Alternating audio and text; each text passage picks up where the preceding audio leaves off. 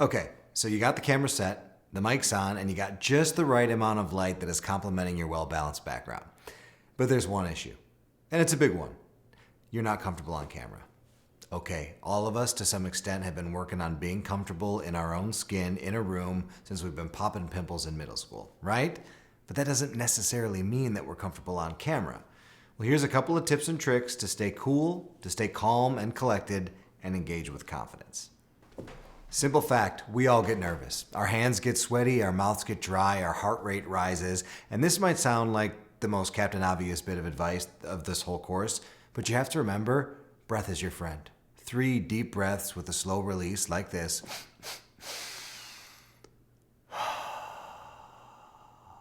will go a long way to getting you back to centered. And here's the good news. While it takes a certain amount of energy and execution to work and win a room in person, the amount of energy it takes to engage and land a presentation on camera, it's far less taxing if done right. Now, maybe you've heard the phrase, less is more. Well, when it comes to working and engaging on camera, this couldn't be more true. It's just a more energetically economical way to present. You no longer have to project and play to the back of the room. Your mic? It's right here. Your audience? Right there. Right? It's right there. Your equipment is ready and waiting to do the work for you. It's fantastic. Now, I would like to talk a little bit about body language. How we sit, how we gesture is a huge part in executing a successful presentation or a meeting. Try not to cross your arms. And it's funny, it doesn't necessarily mean that you're not happy to be there, but it gives a little bit of visual storytelling that might come off that way. So while listening to a colleague or engaging, try your best not to cross your arms. It just kind of says, hey, hurry up because I'm kind of done with this whole situation. And that very well might not be what you mean. Hand gestures, of course, can be a huge addition to a presentation. They help with visual storytelling, and perhaps they can help us come across a little more dynamic. However, try to keep your gestures open, as an offering with open palms and lifted arms. As opposed to you want to keep away from aggressive pointing or gestures that might make people feel talked down to or patronized.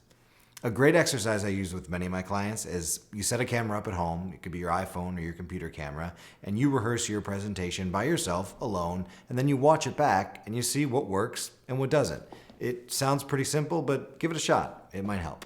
You know, this is a great exercise because when you watch yourself back on film, and we've all done this, a friend posts a video on Facebook and we see a little 7-second clip of us and, we're twirling our hair a lot or we're, continually rubbing our eyes or fixing our buttons is, kind of a nervous habit. And we go, oh my gosh, do I do that? Do I do that all the time? We all have these idiosyncrasies that we just have as human beings. We're not perfect, and that makes us perfectly us. But being aware of these mannerisms so that they don't creep their way in when they're not welcome, it's a good thing to spend some time on. Eye contact. Okay, eye contact in the age of Zoom. I get this question all the time. Where should I look when engaging with a client? Should I look at the image on their screen or should I look, to the eye of the camera? The right answer is there is no right answer. When you look right down the lens, however, it does give the feeling of eye contact to the person you're engaging with. I want to take a second and talk about something I like to call the 1-2-3 energy. The first being someone who's quite introverted. For instance, it could be someone who's like, it's so nice to meet you, Scott. I like your watch so much. That energy never goes past their person.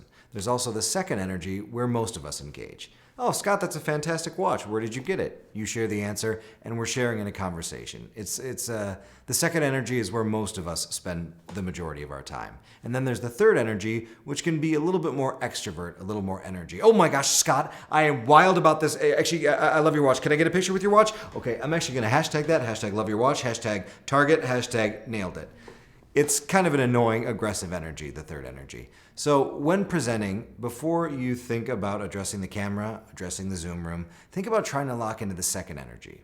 It's a shared space as opposed to not greeting the room and also attacking it with your energy. We really want to try to stay in that second energy as much as possible. I really would like to take some time and talk about positive visualization. When presenting or preparing for a presentation, the space between our ears is very, very important.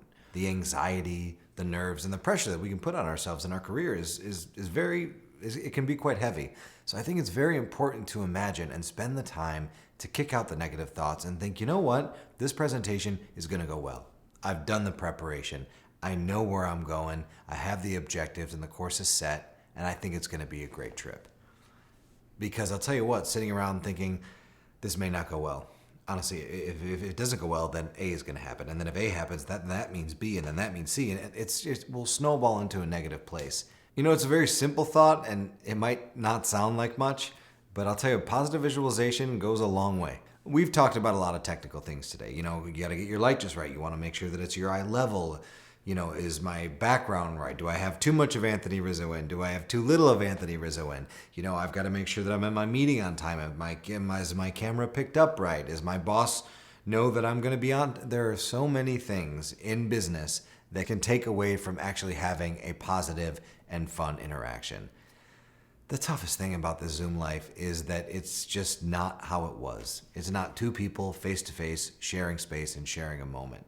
So once this is all done, you've got your background set up, your lights are up, you're confident with your microphone. Don't forget to be human. Don't forget to be yourself, because that's how you're going to make the best impression possible. Just be you.